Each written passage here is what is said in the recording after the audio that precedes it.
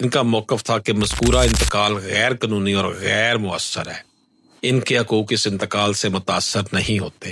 وہ اس جائیداد کے مالک ایک ہبہ نامہ یعنی گفٹ ڈیڈ مورخہ 28 نومبر 1994 کی بنیاد پر ہے۔ بسم اللہ الرحمن الرحیم۔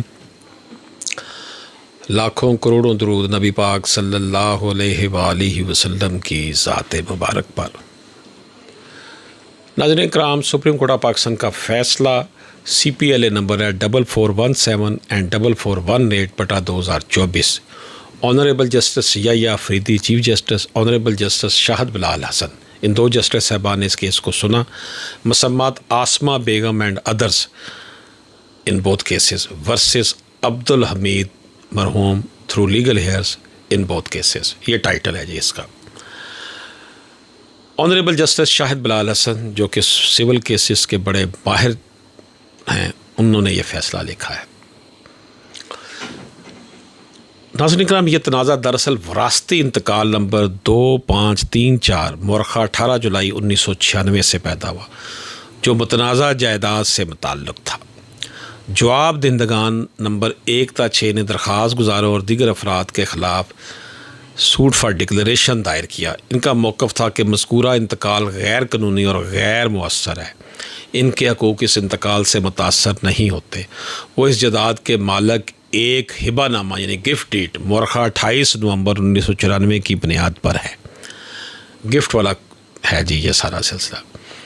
ریسیور مقرر کرنے کی درخواست۔ مقدمہ زیر سماعت ہونے کے دوران درخواست گزاروں مدعا علیحان نے عدالت سے درخواست کی کہ متنازع زمین کی پیداوار سے ان کا حصہ وصول کرنے کے لیے ریسیور مقرر کیا جائے۔ ٹرائل کورٹ نے یہ درخواست منظور کر لی، لیکن اپیل میں ایپیلیٹ عدالت نے یہ حکم منسوخ کر دیا۔ بعد ازاں جب معاملہ ہائی کورٹ میں سول ریویژن میں گیا تو وہاں فریقین کے درمیان ایک تحریری یقین دہانی دی گئی، جس کے مطابق اگر مدعیان مقدمہ ہار گئے تو وہ زمین کی پیداوار میں سے انتقال میں درج کیے گئے حصے کے مطابق درخواست گزاروں کو معاوضہ ادا کریں گے۔ اصل مقدمے کا فیصلہ۔ بعد میں ٹرائل کورٹ نے 17 ستمبر 2005 کو یہ مقدمہ خارج کر دیا۔ یہ فیصلہ اپیل میں بھی برقرار رہا اور سول ریویژن میں بھی برقرار رہا۔ اپیل ڈسٹرکٹ کورٹ میں، سول ریویژن ہائی کورٹ میں۔ عمل درآمد کی کارروائی جی۔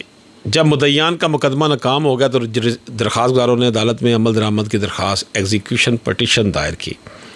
انہوں نے مطالبہ کیا کہ عدالت میں دی گئی انڈرٹیکنگ کے مطابق انہیں زمین کی پیداوار کا حصہ ادا کیا جائے۔ جواب دہندگان نے اس پر اعتراض داخل کیے، لیکن 19 دسمبر 2008 کو ایگزیکیوٹنگ کورٹ نے یہ اعتراضات مسترد کر دیا۔ عدالت نے قرار دیا کہ عمل درآمد کی درخواست قابل سماعت ہے۔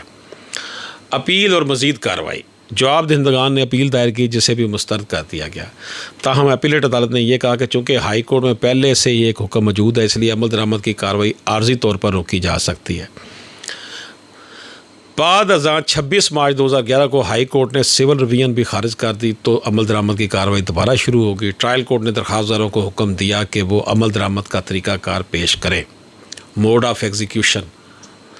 دوبارہ اعتراضات۔ جواب دہندگان نے دوبارہ اعتراضات دائر کی اور موقف اختیار کیا کہ زمین کی پیداوار کتنی تھی اور کس کے قبضے میں تھی، یہ تعین کرنے کے لیے ثبوت ریکارڈ کرنا ضروری ہے، لیکن ٹرائل کورٹ نے 13 جون 2012 کو یہ اعتراضات بھی مسترد کر دی اور یہ حکم حتمی ہو گیا۔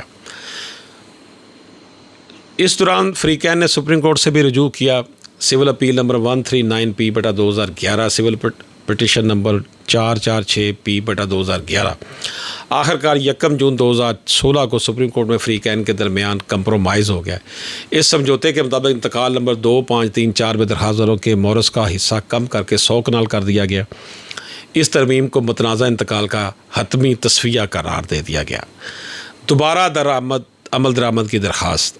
اس صلح کے بعد درخواست گزاروں نے ایگزیکیوٹنگ کورٹ میں وصول کی جانے والی رقم کا نیا حساب جمع کرایا۔ جواب دہندگان نے دوبارہ اعتراضات دائر کیے، لیکن 28 جنوری 2017 کو ایگزیکیوٹنگ کورٹ نے یہ اعتراضات بھی مسترد کر دیے۔ تاہم اپیل میں 10 جولائی 2017 کو ایپیلیٹ عدالت نے کیس واپس ٹرائل کورٹ کو بھیج دیا، ریمانڈ کر دیا۔ دونوں فریقین نے اس کے خلاف پشاور ہائی کورٹ میں سول ریویژن دائر کی۔ 18 جولائی 2024 کو ہائی کورٹ نے جواب دہندگان کی ریویژن منظور کر لی، ایگزیکیوٹنگ کورٹ کے احکامات ختم کر دیے اور عمل درآمد کی درخواست ہی خارج کر دی۔ سپریم کورٹ نے قرار دیا کہ اگر عدالت میں فریقین کے درمیان صلح یا انڈرٹیکنگ ریکارڈ ہو جائے تو وہ قانونی طور پر لازمی اور قابل عمل ہوتی ہے، انفورسیبل ہوتی ہے۔ یہ اصول متعدد فیصلوں میں تسلیم کیا جا چکا ہے، جیسے میر ذوالفقار علی بابو کیس 1997 SMER 117، حسن مسعود ملک کیس 1995 SMER 766، بختاور کیس 1980 SMER 89۔ قانون کی روح سے CPC کے سیکشن 36 کے تحت عدالت کے احکامات بھی اسی طرح قابل عمل ہوتے ہیں جیسے ڈگریاں۔ سپریم کورٹ کا فیصلہ۔ سپریم کورٹ نے قرار دیا کہ ہائی کورٹ نے اپنے اختیارات استعمال کرتے ہوئے غلطی کی، ایگزیکیوٹنگ کورٹ کا فیصلہ درست تھا، انڈرٹیکنگ اور صلح کو غیر مؤثر نہیں بنایا جا سکتا، لہٰذا ہائی کورٹ کا 18 جولائی 2024 کا فیصلہ کالعدم قرار دے دیا گیا۔ کیس دوبارہ ایگزیکیوٹنگ کورٹ کو بھیج دیا گیا اور حکم دیا گیا کہ عمل درآمد کی کارروائی جلد مکمل کی جائے۔